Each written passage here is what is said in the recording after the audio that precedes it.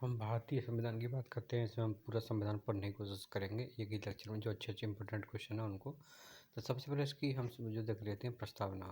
तो इसमें प्रस्तावना तो क्वेश्चन बनते हैं, तो देखते हैं प्रस्तावना क्या है। हम भारत के लोग भारत को संपूर्ण पर समाजवादी पंथ निष्पक्ष लोकतंत्र गणराज्य बनाने के लिए उसके समस्त नागरिकों को सामाजिक, आर्थिक और राजनीतिक न्याय, विचार, अभिव्यक्ति, विश्वास, धर्म और उपासना की स्वतंत्रता, प्रतिष्ठा, अवसर की समता प्राप्त करने के लिए तथा उस समय व्यक्ति की गरिमा, राष्ट्र की एकता, अखंडता सुनिश्चित करने वाली बंधुता बढ़ाने के लिए दृढ़ संकल्प होकर इस संविधान सभा में आज तारीख 26 नवंबर 1949 को मिति मार्ग शुल्क 7वीं संवत 2006 विक्रमी को एतद द्वारा संविधान को अंगीकृत अधिनियम अर्पण करते हैं। अब देखिए, इसमें कुल 8 अनुसूची थी जब संविधान बना था, लेकिन उसके बाद में फिर संशोधन करके 12 अनुसूची कर दी गई। इसमें देखो, पहला अनुच्छेद है जो कि राज्यों का संघ की बात करता है, और दूसरा अनुच्छेद इतना इम्पोर्टेंट नहीं, आगे बढ़ते हैं। और ये देखो भाग 1 में है। भाग 1 में 1 से लेकर 4 तक अनुच्छेद है, ठीक है ना। अब उसके बाद बात करते हैं भाग 2।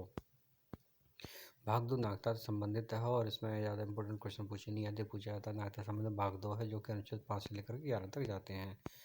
इसके लिए हम बात करते हैं भाग 3। भाग 3 में बात करते हैं, तो इसमें देखते हैं सबसे पहले भाग 3 में क्या है। जो अनुच्छेद 12 से स्टार्ट होते हैं, इसमें इंपॉर्टेंट क्वेश्चन देखते हैं कि विधि की समझ समानता। विधि की समझ समानता जो अनुच्छेद 14 है, और किसी भी व्यक्ति का मूल, धर्म, जाति का आधार पर विभेद नहीं किया जाएगा, वो अनुच्छेद 15 है। और जो नौकरी में आरक्षण होता है उसके लिए अनुच्छेद 16 रहता है। तो इसमें दे रखा है लोक नियोजन के विषय में अनुच्छेद 16 है। अस्पष्टता मतलब जो छुआछूत से संबंधित है, अनुच्छेद 17 है, और 18 उपाधियों को अंत किया गया है जिसमें। अब बात करते हैं, देखो वो हो गए समता के अधिकार। अब होते हैं स्वतंत्रता के अधिकार। स्वतंत्रता 19 से बात होती है, तो इसमें अनुच्छेद 19 में कौन कौन से आते हैं। बाकी अवस्था शांतिपूर्ण उसमें संगम की, और भारतीय में कहीं भी राज्य में कहीं भी घूमने की स्वतंत्रता। इसके अलावा निवास करने की स्वतंत्रता, को भी व्यापार करने की स्वतंत्रता, ठीक है ना। जो हो गया अनुच्छेद 19। अब अनुच्छेद 20 की बात करते हैं, तो अनुच्छेद 20 में दे रखा है अपराधों के दोष के संबंध में संरक्षण। मतलब एक व्यक्ति को एक बार ही सजा दी जाएगी। किसी व्यक्ति को अपने जो खिलाफ वो क्या बनते हैं, मतलब साथ, मतलब उसको बाद नहीं किया जाएगा, अपने खिलाफ खुद ही गवाही दे। और इसके अलावा कोई भी व्यक्ति को दोषी नहीं ठहराया जा सकता जब तक कि उसने कोई अपराध ना किया हो। और अनुच्छेद 21 बात करता है प्रांग देश स्वतंत्रता, और जो अनुच्छेद 21 का है शिक्षा का अधिकार है। और अनुच्छेद 22 में दे रखा है दशाओं और गिरफ्तारी के निरोध में संरक्षण। मतलब कैसे, क्या है इसको कह सकते हैं हम। इसके लिए हम नीचे देखो, इसमें दे रखा है कि क्या दे रखा है।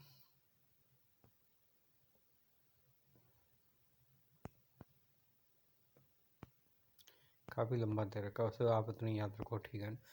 और 23 मानव द्रव्यार और बलाश्रम का प्रतिषेध किया गया है। 24 में कारखानों के संबंध में, जो मतलब जो बच्चे रहते हैं 24 साल से कम, वो 14 साल से कम रहते हैं, वो कारखानों में काम नहीं करेंगे। और 25 में जो धार्मिक स्वतंत्रता के बारे में वर्णन दे रखा है। वहीं 26 बात करते हैं धार्मिक कार्यों के प्रबंध की स्वतंत्रता है। मतलब कोई धार्मिक कार्य कर रहा है तो उसके लिए धन पूर्ति कर सकते हैं। और 27 में है किसी व्यक्ति को उसके जो धार्मिक कार्य कर रहे हैं उसके लिए धन के लिए मतलब विवश नहीं कर सकते कि आप धार्मिक के लिए कर दो। 28 में कुछ धार्मिक उपासना में उपस्थित होने की स्वतंत्रता, मतलब कुछ जैसे कुछ संस्था वगैरह खोलते हैं तो उसमें धार्मिक शिक्षा मतलब ना दी जाएगी, धार्मिक शिक्षा नहीं दी जाएगी, कोई भी व्यक्ति उसमें पढ़ सकता है। और 29 में अल्पसंख्यकों के अधिकार संरक्षण के बारे में दे रखा है। वहीं 30 की बात करते हैं, तो जो अल्पसंख्यक होते हैं वो क्या होते हैं, अपने शिक्षा संस्थान खोल सकते हैं। तो एक बार 28 और कंफर्म कर लेते हैं कि 28 में क्या है, किसी भी अगर तक कोई भी धार्मिक आप संस्था खोलते हैं तो उसमें धार्मिक शिक्षा नहीं जाएगी। 28 के बारे में दे रखा है। 32 में आप सीधी सी बात करें तो कि वो रेट से संबंधित है, उसमें 5 प्रकार की रेट का बारे में वर्णन किया गया है। तो देख लेते हैं कौन कौन सी रेट है उसमें। अनुच्छेद 32 में तो इसमें नाम लिखा होगा, तो देखते हैं कहाँ लिखा है। देखो हाँ, लिखा मिला है। बंदी, प्रतिष्ठिका, परमादेश, प्रतिषेध, अधिकार परीक्षा, उत्प्रेषण, ये 5 हो चुकी हैं। और इसके अलावा बात करते हैं अनुच्छेद अलग से आएगा, लेकिन भाग 4 आएगा नीति निषेध तत्व। इसमें कुछ इंपॉर्टेंट अनुच्छेद देख लेते हैं जो कि बहुत ही ज़्यादा इंपॉर्टेंट रहते हैं। इसमें पूछा जाता है कि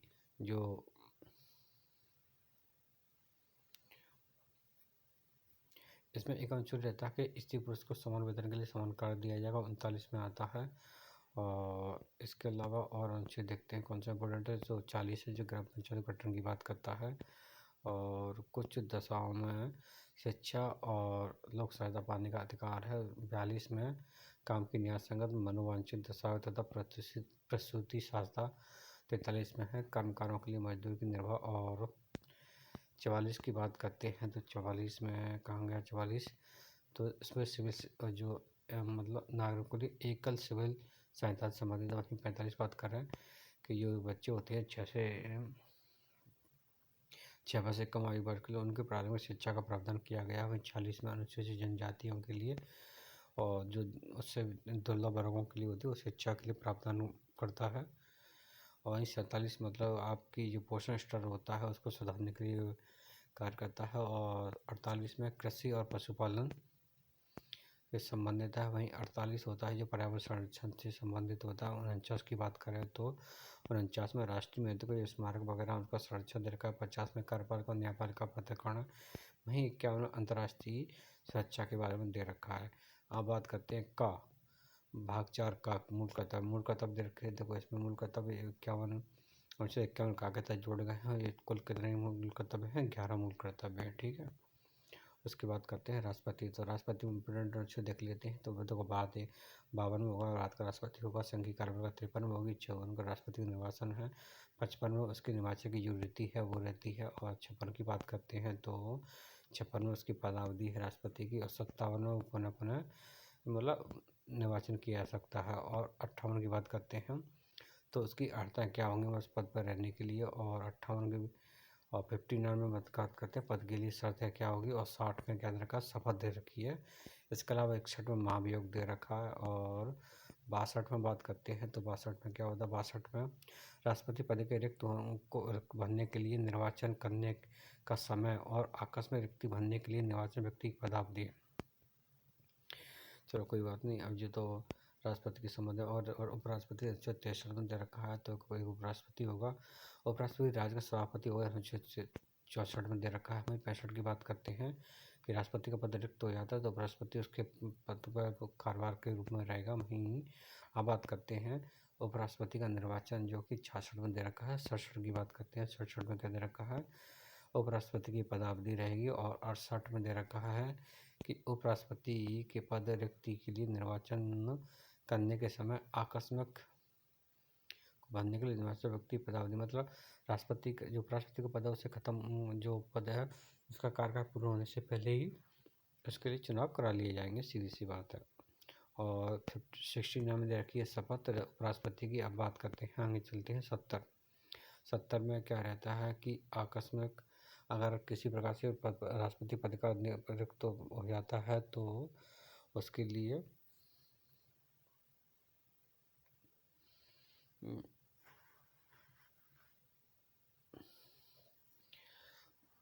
राष्ट्रपति पद जब भी रिक्त होता है तो उपराष्ट्रपति उस पद पर काम करेगा। और के साथ में रखा है राष्ट्रपति उपराष्ट्रपति का जो भी विवाद कोई संबंध होगा उसे न्यायालय के द्वारा किया जाएगा।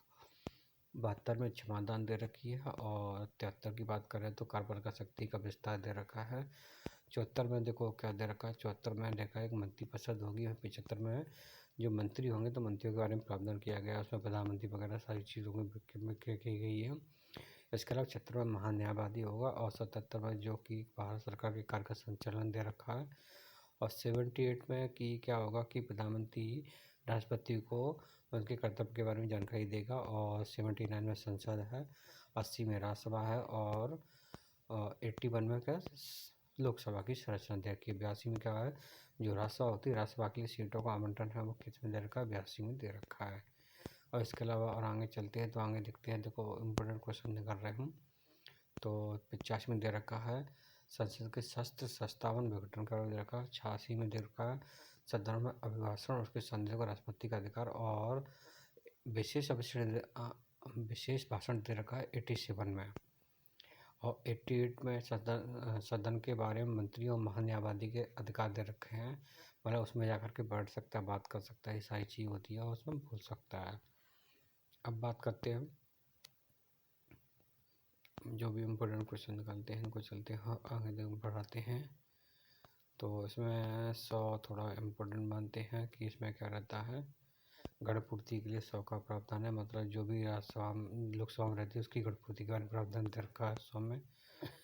इसके अलावा आगे चलते 105 में क्या होता है, संसद के सदस्य होते हैं उनके लिए विशेष अधिकार का प्रावधान दे रखा है। फिर 108 आता है, 108 में क्या रहता है, दोनों सदनों की संयुक्त बैठक का प्रावधान किया गया है। और वहीं 110 की बात करते हैं तो 110 में धन विधेयक की परिभाषा दे रखी है। 112 में वित्तीय वार्षिक विवरण का वर्णन दे रखा है। अब आगे चलते हैं और देखते हैं कितना 114 में विनियोग विधेयक, 115 में अनुपूरक अतिरिक्त और अधिक अनुदान दे रखा है। और आगे चलते हैं और देखते हैं, जैसे में 16 में दे रखा है, 16 में लिखा अनुदान, प्रत्यानुदान, अपवादान। और इम्पोर्टेंट क्वेश्चन देखते हैं, 120 में दे रखा है संसद में प्रयोग की जाने वाली भाषा का। चलो अब देखते हैं 24 में दे रखा है कि आज हम इसी भी रखते हैं, कल इसमें आगे बढ़ाएंगे। तो इसका